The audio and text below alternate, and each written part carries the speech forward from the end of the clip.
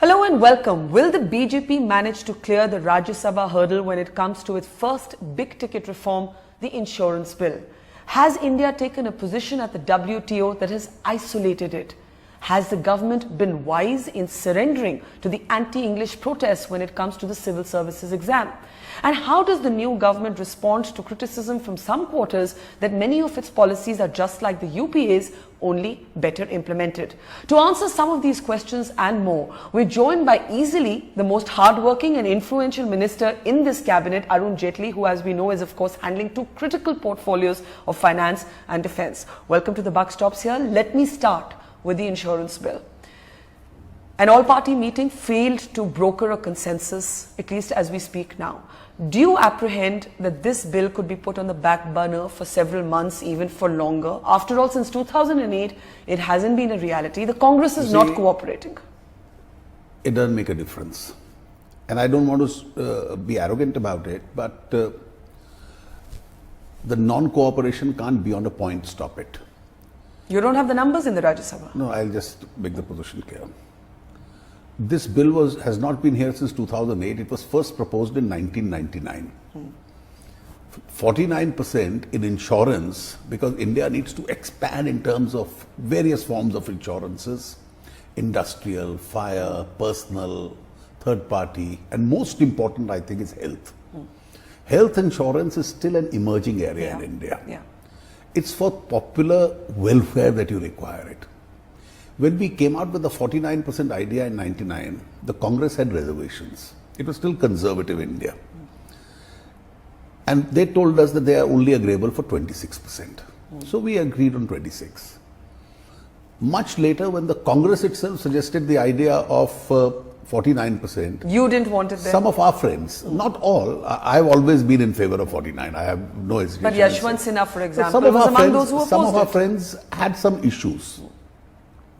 Thereafter, towards 2012 and 13, Mr. Chidambaram is right when he says so. There were a series of meetings between us and various options were discussed how we could move up to 49. The idea of 49 in the informal discussions was being accepted. And but not as a party position. The BJP at that time on record was opposed to it. BJP didn't take a position opposed to it. It was remained on the drawing board. It remained inconclusive between Mr. Chidambaram and us. And since Congress had a very strong position on 49, the insurance sector is investment starved. People have invested and are waiting for more money to come in. And people are just waiting to bring in that money. So you will have more insurances, more jobs, a more active sector. As late as the discussion on the budget, the Congress party's key speaker in Parliament, Mr. Anand Sharma, said, I am glad that wisdom has finally dawned on you, and you are saying 49%. So I was very sure. I spoke to them. They all agreed on 49. In fact, they wanted to take credit that this was their idea. I have no difficulty in giving them credit. And suddenly you say you refer it to a select committee. I have told the Congress party three things. Unlike the left, which has an ideological position against this, the Congress has always supported this. There is the first option that the Congress party can support this bill. The second option, it can vote against this bill and defeat it in the Rajya Sabha. In which case, one house clearing, the other house not clearing, it goes to a joint session. There is a third option. If they have some difficulty with the language, I offer to them to correct it. And I'll accept that corrected language, whichever parameter of 49% they want. But you're a senior politician. You know that what the Congress probably wants to do is what you wanted to do to them when they were in power, which is to deny you any political brownie points from this being your first big ticket reform. They'd want to stall it. It is in their interest to stall it politically. They can score brownie points against me, but let them not score brownie points against India. We don't want to remain in this 4.5% growth rate that they've left behind. We want to grow faster. India is entitled to do much better. And therefore, Congress slowed down the economy when it was in government. Let it not slow down the economy when it's in opposition. And now let me tell you the constitutional position. And that's why I said it can't go on till the cows come home. Article 108 says, if a bill is approved by one house and not by the other, it goes to a joint session. If a bill is approved by one house and the other amends it, it goes to a joint session. There's a third possibility. If a bill is approved by one house and the other house doesn't clear it for a period of 6 months, even then it goes to a joint session. Are you Therefore, saying, the maximum ability yeah, that an obstructionist party can have is to delay it for some period. It can't deny India the right to have that investment altogether. let's take what you've said further. Are you saying that if the Congress chooses to not accept your three options, which is accept, reject or amend, as I understand it, if they simply stall, you're saying they can stall for no longer than about 6 months and a joint sitting of the parliament will become an inevitability? At some stage it has to go on. What about a select panel? What if they keep insisting You see, along with the other 6-7 parties so on I have this? asked them to please explain to me the subject matter of grey area for which they need a select panel. They have an objection to the FIIs. That's Anand Sharma's position now. So I told him I'll correct it right now. I offered to Mr. Anand Sharma in the meeting today, here is the bill, please correct whatever proposition you have, and I'll accept that. Every other political party of opposition was present there. All political parties, I offered to him to correct the language here and now. That's my option 3. So they will not approve it, they will not disapprove it, they will not correct it. They just want it to be stalled, so Indian economy to be stalled. If that's the Congress party position, I'm afraid they are not being well advised. What will be the government's next steps on the insurance bill? How long are you going to wait to try and evolve a political consensus? You see, we will continue to try. Even if you succeed in delaying it for a particular period and want the discredit to come to you, let that be your option. The constitutional mechanism says that it can't be indefinitely delayed. And therefore, if they think they can delay it indefinitely for years, as it has happened, the Constitution doesn't permit that. So you're saying a joint session of Parliament, a joint sitting, may actually be the inevitable solution to getting the insurance bill passed? I hope that situation doesn't come. It would be your last option? I hope wiser sense prevails that these bills are to be passed by, particularly since this is the language which I have brought, which Mr. Sharma wants corrected, is Mr. Chidambaram's language, unless Mr. Anand Sharma has no faith in Mr. P. Chidambaram's language. It's his language. So I offered him that he could correct it. But if it is an unexplained position which I can't understand as to what they want to do with this bill, then of course we will have all the political and the constitutional remedies available. So the select panel is not an option, a joint session of Parliament is an option, some amendments within reasonable argument is an option. All options are possible, because after all, running a government is also the art of the possible. But the fact is, I must know the reason why they want a select panel. The reason can't be we want to delay it. The reason can't be that we want to do it only after Mr. Modi has come back from Washington. The reason can't be that we want some other collateral concession. That can't be the reason. The reason has to be the bill itself. Have they asked for any other collateral concession, like leader of the opposition? Well, I don't think it's fair for me to enter into that speculation at the moment. But the fact is, if they are able to convince me that there is something intrinsically wrong with this bill and it needs a select panel, as in the Lokpal case, I'll be too willing. But you know, politics is the art of give and take, and let's be real about that. Would the BJP be willing to show some generosity towards the Congress on the leader of opposition issue in exchange for its support on a bill like the insurance bill? Well, there have been 7 occasions in history where the Congress was in power and we were in opposition. None of the opposition parties got 55 seats. On all 7 occasions, the Congress decided there will be no official leader of opposition. The House decided that. Congress never thought it will go down below 55. Now, merely because the role is reversed, the law must be changed. I can't understand that. 7 occasions in history since 1952, when we've been in opposition and we've been less than 55, there was no leader of opposition. So people have voted you to be in opposition, but people have voted you to be the unofficial opposition and not the official opposition. And that's how it will remain in your That's the law today, unless the law is changed. Is it personally disappointing for you, because people looked towards your budget for a big ticket announcement, they thought you'd end up scrapping retrospective tax. Now this is your big bang announcement, the insurance bill. The art of reform in India is to persistently but doggedly just move in one direction. You may be slow at times, but your direction should not falter. And that's what I intend doing. And therefore, in case they obstruct, I have no difficulty. I'll have to leap over the obstruction at some stage. It may take some time. I'm quite willing to live with that. How do you respond to the critique of the government that is beginning to suggest that while a number of pro-reforms economists expected the government to move much quicker on economic reforms, expected Big Bang announcement, look what's happened at the WTO.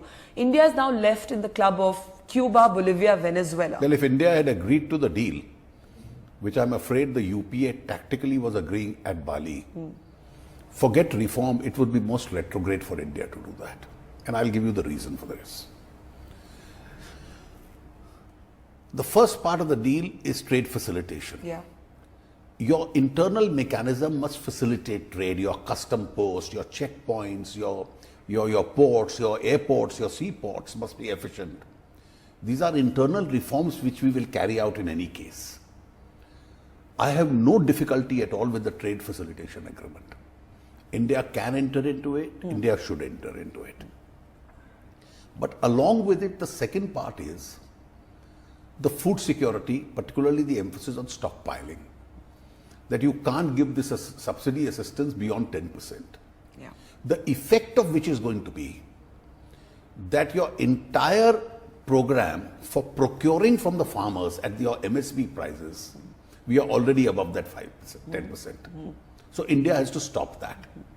Our entire position is, we'll go ahead with the trade facilitation, but give us a comfort that as far as our subsistence farmers are concerned, if they have to sell in the open market today and the prices are collapsing, particularly because of the highly subsidized agriculture of the developed nations, our farmer will be reduced to starvation and suicide. We can't be a party to that. But there is an argument that the minimum support price that India offers to its farmers is not smart economics.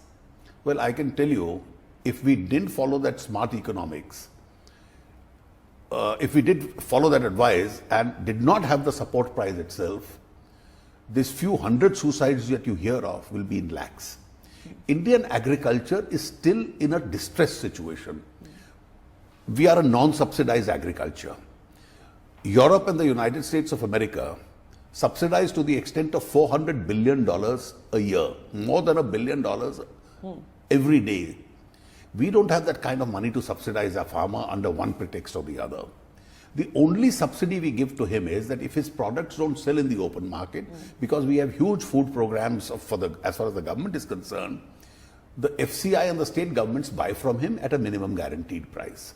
Now, if we didn't even offer him that minimum guaranteed price and his prices are going to fall, he'll be driven to distress. Now, we had an option. The Bali Declaration said, the peace clause means that you won't file complaints against each other, will operate for 4 years. That's the concession that the UPA extracted. But the permanent solution may or may not come within 4 years. It may even come after 10 years. So after 4 years, for this food program that we have, buy at MSP and distribute, we'll have all kinds of WTO actions against us. Now, all that we wanted was, we'll agree to the trade facilitation agreement. The peace clause must be made coexistent with the settlement being. Now, that hasn't happened. And if that hasn't happened, are we isolated? Are we isolated on the global commercial stage? The fact of the matter is, there have been many instances in history where India has had to raise its voice against the powerful nations. At Doha, Mr. Maran did it. He was almost isolated. I took off from that and I did it in 2003, 11 years ago at Cancun. I started off with a very small position and finally bulk of the WTO members were with us by the time the conference ended. And this trade subverting subsidization of the West became a major issue. Today, look at the irony. You subsidize to the extent of $400 billion a year, and that's off the agenda of the WTO. But these poor countries of emerging economies subsidizing their small farmer through MSP, this must go. Now, is this not an aberration? So for India to say that both the solution, the trade facilitation can go through, the peace clause must continue to run till we are able to find a solution to this problem of our farm sector. That's all we said. And we are told this is not permissible. But John Kerry comes here and meets you, gives a statement saying India must decide whether it's part of the global trading order. How negatively is this impacting relations with the United States? You see, I'll tell you, I have always believed that foreign policy and trade policy need not coexist and overlap each other. You may be the best friends and you may be competitors in trade. It can happen. You may be. But trade is often an instrument of foreign policy as well. It can be. But you may be military allies. The European Union and the United States had more trade disputes between them than any other group together, and they were yet the closest of friends. So India and China have so many WTO issues in common, though we may have other allies as far as geopolitics is concerned. So it's not necessary that trade policy and India and Pakistan may have common trade interests. But when Kerry raised this with you, what did you say? Well, exactly what I've told you. When Mr. Kerry and the Commerce Secretary raised the issue with me, I said, of course, we are ready. We want the WTO to succeed. We want to sign the trade facilitation agreement. We want to move ahead, this other agreement to move ahead. Please extend the peace clause till a permanent solution to the stockpiling is found. So that we are not faced with a situation that the solution is not found, and for buying on MSP from our farmer, we face all kinds of action. Did you find him open to your argument? Well, I don't think he was unsympathetic to it, because it's a very rational argument. Do you at all conceive a situation where India must abandon its MSP program as far as the farmer is concerned?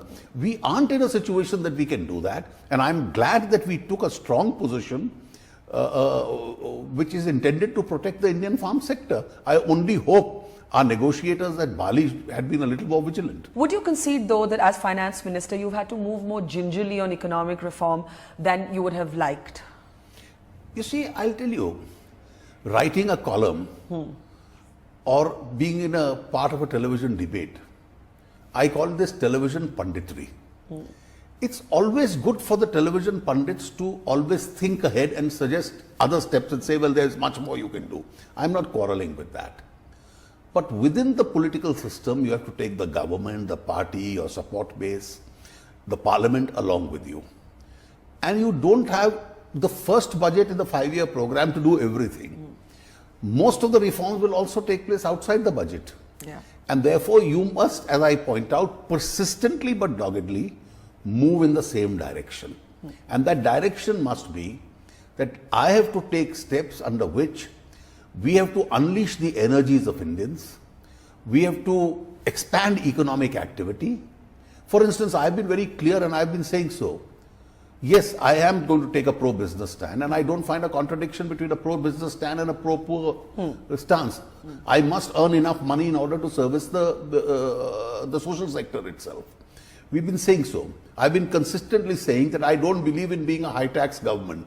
So whether it is individual taxation or it is taxation on products or commodities or goods, customs or manufacturing, we want a reasonable rate of taxation. We want to make it competitive. But why not bring a legislation to reverse the retro tax?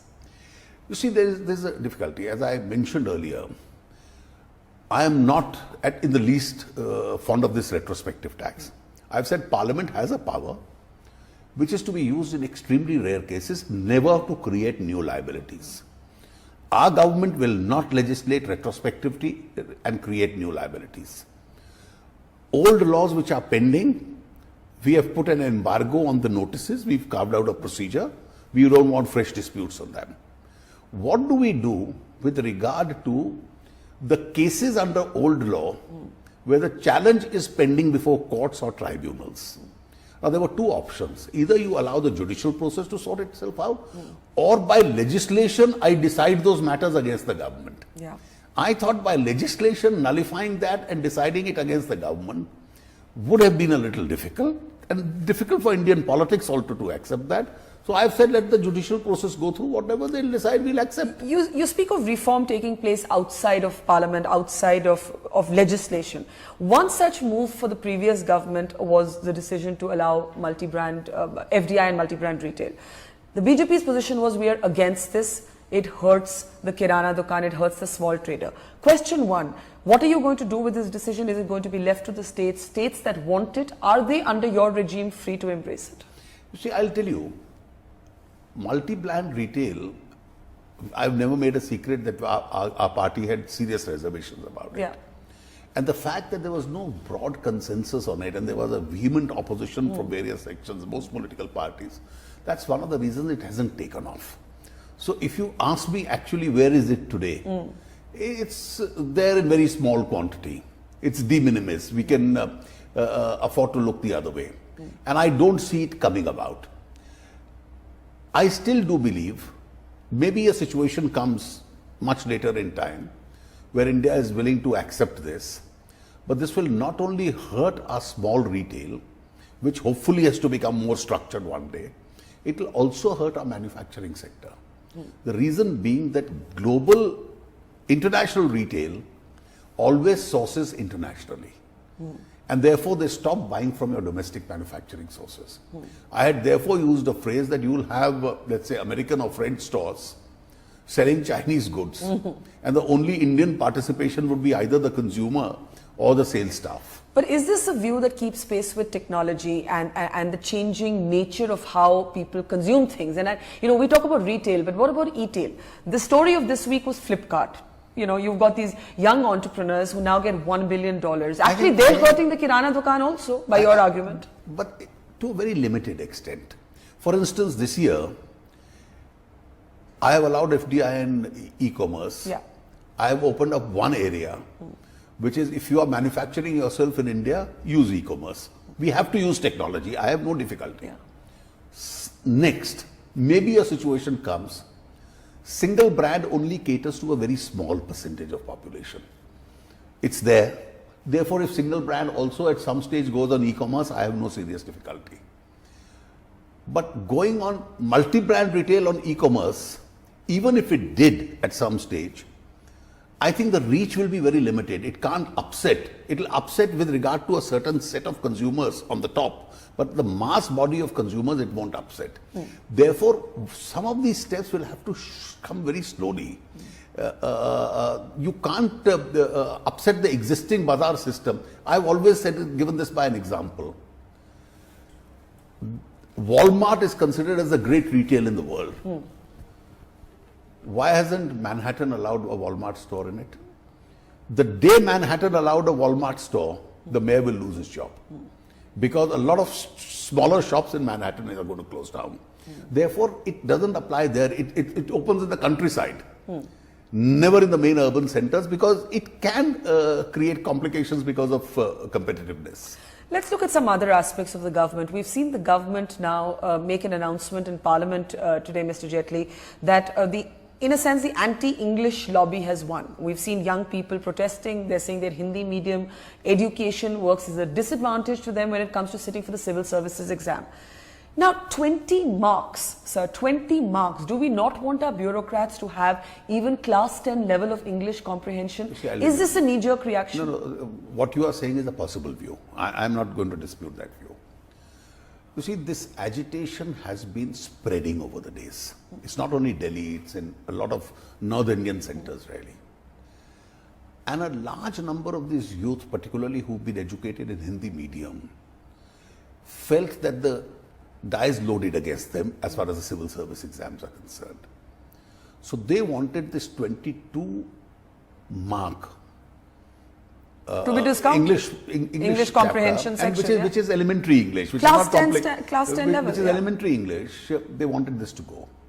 Now the government has come out with a via media, and I'll give you the reason why it came out with a via media. We don't want this language agitation to spread. You see, these are issues, language, region, these are all issues cast which can create a frenzy in the country. Therefore, we don't want it to spread. Somebody else starts anti-Hindi and somebody is pro-Hindi. We don't want this, will divert India's entire energy. Therefore, we wanted to find a solution. Now, there is in the civil services an English qualifying exam, which will still remain. So, before you get into the service, you'll have to pass the qualifying exam in English in any case.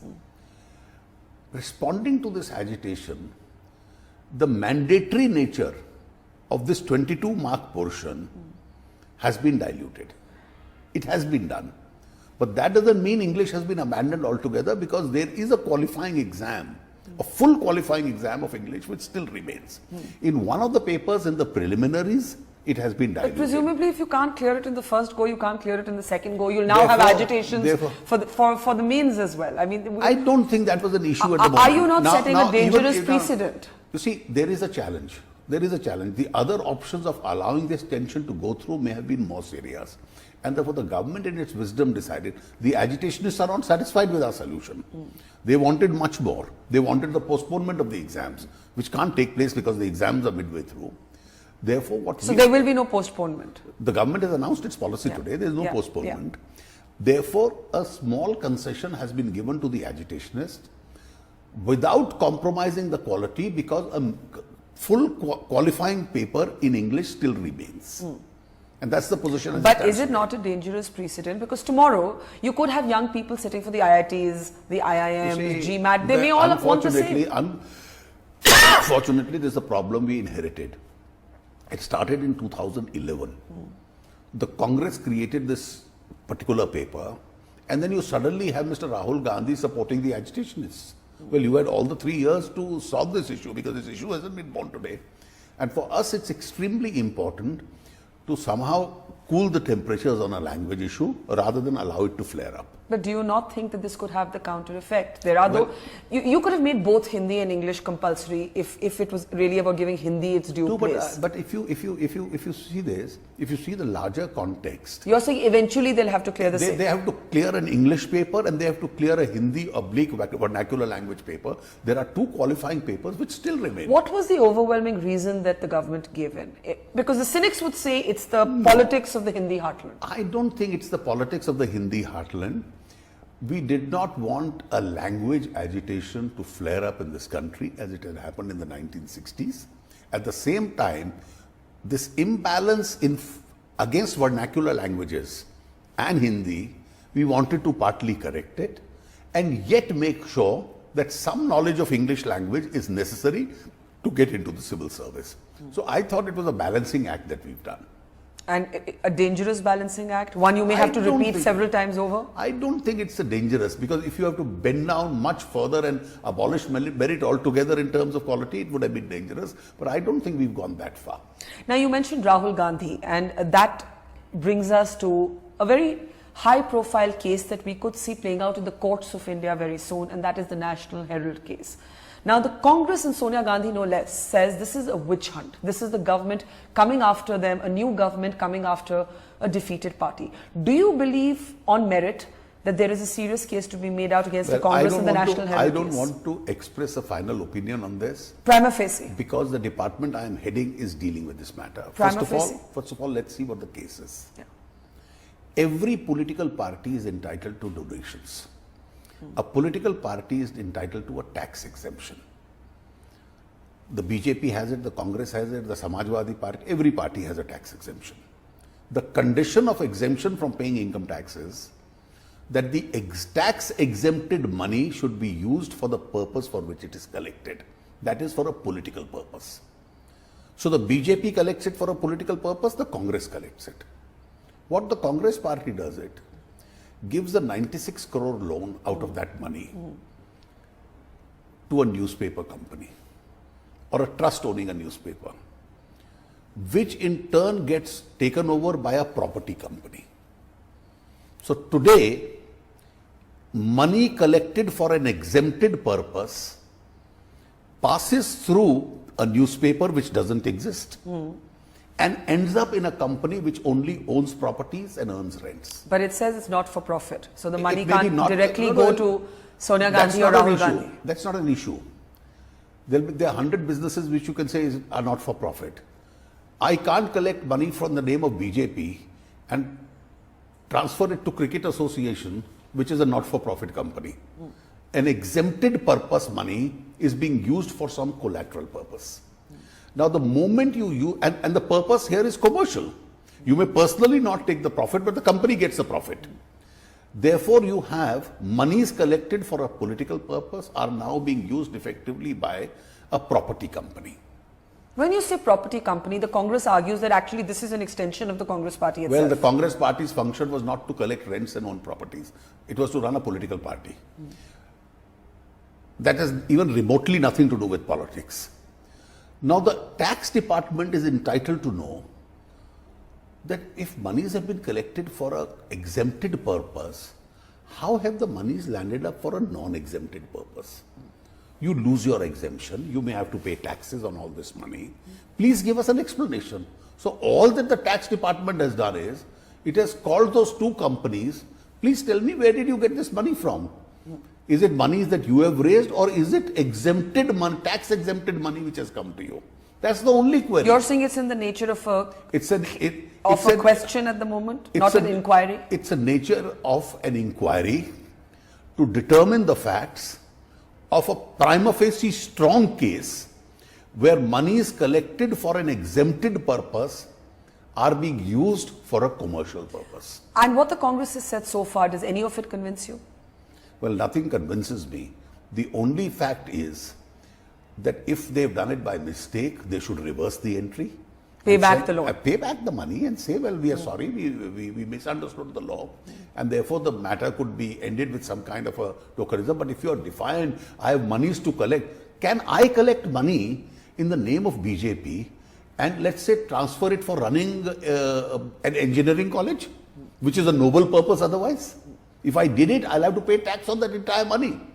There have been reports that the Enforcement Directorate, which is also under your ministry, has actually registered a preliminary inquiry against Well, I've read the reports and I've checked them. The reports don't appear to be accurate at all. So this is not accurate? That's not accurate. So the income tax is inquiring, not the... The income tax is inquiring. For the Enforcement Directorate to inquire, either of the two conditions must be there. There must either be a foreign exchange angle, or there may be an underlying offence registered, after which the income tax can inquire under the Money Laundering Act. We haven't reached that stage at all. Now, when we look at the opposition, it's not just the Congress, but when you talk of Delhi, we're in a limbo here. We're sitting here in Delhi talking, we're in the heart of Lutyens' Delhi. We don't have a new government.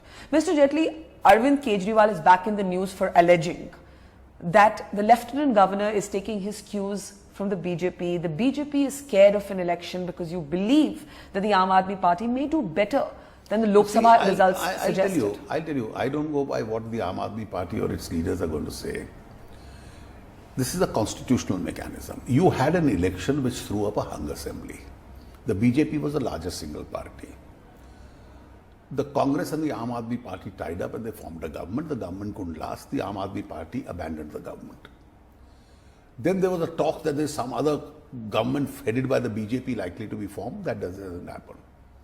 There are only two options possible. Either there is a government or there is an election. I think the Lieutenant Governor is entitled to give the political process some reasonable time.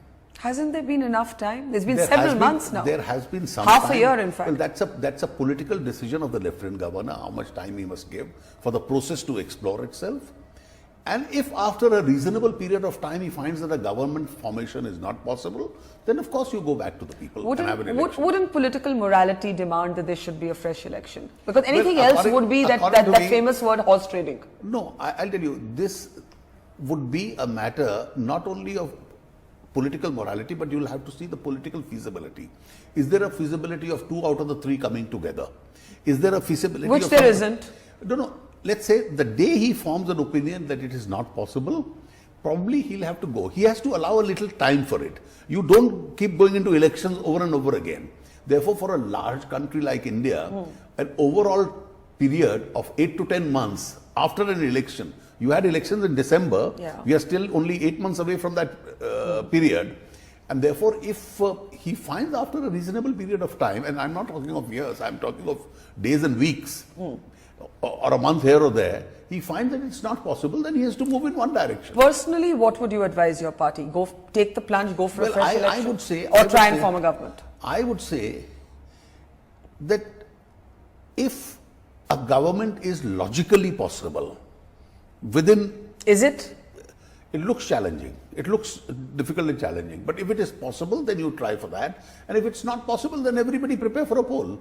But let me remind you, even after he left government, the Lieutenant Governor is on record as having said that the Aam Aadmi Party leaders came to him and said, don't dissolve the assembly, we are still trying to form the government.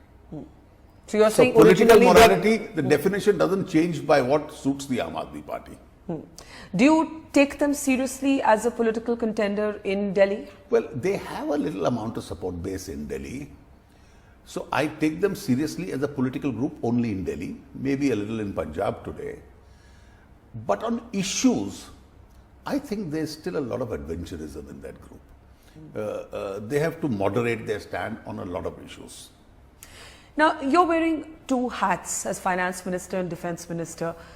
The impression now is that what's looked like a temporary measure is now actually going to be a permanent arrangement. It means a lot of work for you. But is it something you find you can do justice to both ministries? Well, I can tell you I have to work overtime to do that. Yes. And I have virtually no time outside these two ministries left. I had always thought that till further expansions take place, this would be the arrangement. But then I'll only do this responsibility as long as the Prime Minister decides it's his prerogative. And I hope he decides expeditiously. Which one would you prefer to keep? Well, I have no choice. I can handle, you see, I'm a lawyer by experience. So you argue whichever brief comes to you. But talking about, in your capacity as Defence Minister, one of the things I want, that has puzzled both critics and supporters of this government is the BJP's policy towards Pakistan.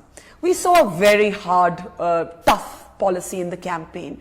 Then Mr. Modi stumps everybody, I think quite fascinatingly, by inviting all the SAARC leaders, including Nawaz Sharif. Since then, you get up in Parliament and you say 20 ceasefire, well, it's now 20, you said 19 at the time, ceasefire violations since the new government took over. Yet we are seeing the Foreign Secretary talks resume. Is there a contradiction in your Pakistan policy? Well, I can tell you, the ceasefire violations have become a continuous process. And they are a major irritant as far as the relationship is concerned. For any meaningful dialogue to take place, and to take place at a certain level, conditions for dialogue have to be created. Dialogues will always be moderated, the level at what you talk, the agenda of the talks, depending on the environment that is created. And the ceasefire violations are not exactly creating the best environment, and I hope Pakistan realizes that. But you are going ahead with Foreign Secretary talks. Well, something you would have attacked the previous government for. You can go ahead with the Foreign Secretary's talk, because Foreign Secretary's talk is really the beginning process of a dialogue. Below that, only the DGMO's talk. Every time there is a ceasefire violation.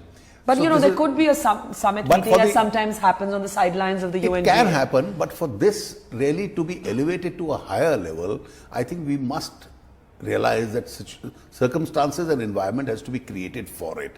And if you have too many ceasefire violations, I can understand on a hostile border a rare violation taking place. But if you have too many violations taking place, it creates a irritation. So what is the level of engagement with Pakistan that you would prescribe at the moment? Well, I really am not the person dealing with it. No, you're not, but you're involved as Defence Minister as well. The External Affairs Ministry deals with it. Well, I would always recommend to those who decide this in the Foreign Office and in the Prime Minister's office, that the level of engagement would depend on the circumstances which are created, and it's almost entirely for Pakistan to create the circumstances for you have the American Defense Secretary coming later this week as well. When we talk about the United States of America, this word snooping tends to come up, and Sushma Swaraj said, I told John Kerry it's unacceptable. Is there a contradiction in your government taking that position, but you're getting up in Parliament, and when the suggestion was from the Congress that Mr. Gadkari and others had been snooped upon to say it's all bunkum, it's all fiction? That was trivial, that was frivolous. You see, there was no authentic evidence. A newspaper has published something. The government has denied it. We checked up with every conceivable intelligence agency of the government. We checked up with Mr. Gadkari himself. And then somebody said that Sushma Swaraj and Rajnath Singh had been snooped upon. We checked up with them. Now, the victims, as the possible mischief makers amongst the agencies, they both deny it. So who do you think is spreading the story then if it's fiction? Well, I think your reporters know the best. Well, we can't give away our sources, but in the end, Mr. Jaitley, let me ask you, 2 months into the government, you've seen everybody very eager to comment, to write their report cards out. How do you assess the performance? Well, I'll tell you, we have a lot of young people in this government. We have a lot of hardworking people in this government. The number of very senior and seasoned people may be a little less, but most people in this government are working hard and working honestly. There's no arrogance. They are accessible. They are handling their departments. And I think they are on the right track. Most of them... Do you feel frustrated that things are moving a little slowly? You know, the big Achhe Din promise. No, you see, I'll tell you, I, for instance, believe that we are in a much better India. It's an India, at least we are trying to understand, where there are no scams. It's an India where politicians are behaving modestly. It's an India, even on the issue for which we have been criticized, quite to the contrary, inflation has moderated.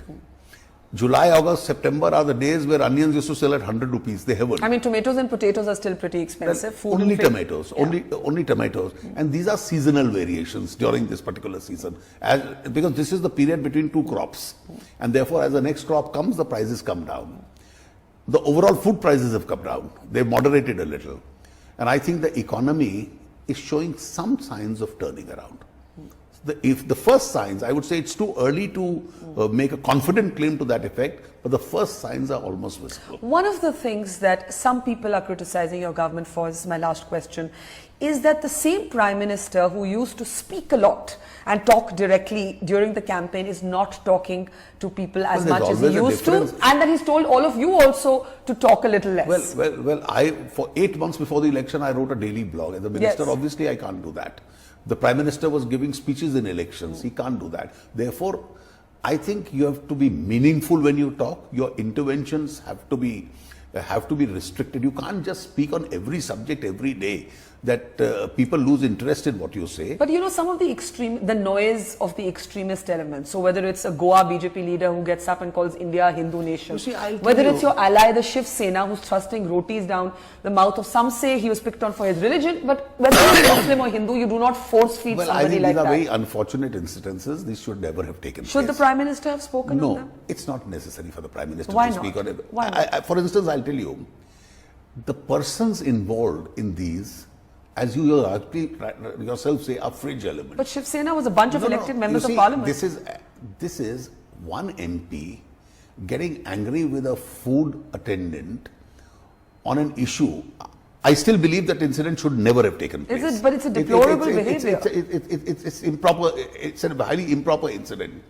But at the same time, he then comes up and says, I'm sorry, I didn't know that this man belonged to the minority community and he was fasting. He tried to put an end to it. Now, it's not necessary for everybody to speak in it. In the age of television, this incident, of course, will look much more horrible than it actually, it's a bad incident. But at the same time, don't judge us by a stray incident or somebody in Goa making a statement. These are your party leaders, whether in Telangana on Sania Mirza, whether on the Hindu nation in Goa, whether as an ally. You will in a country of India's size find one curious character every day. And therefore, don't judge us by that curious character. Even if it belongs to your own larger parivar. Judge us by what the mainstream players in the government are doing. So how many marks out of 10 at the end of 2 months? Well, I don't give marks. I'm quite satisfied. I think our direction is absolutely clear. Slowly but surely, we are in the right direction. Pleasure talking to you, Arun Jaitley. Thank you so much.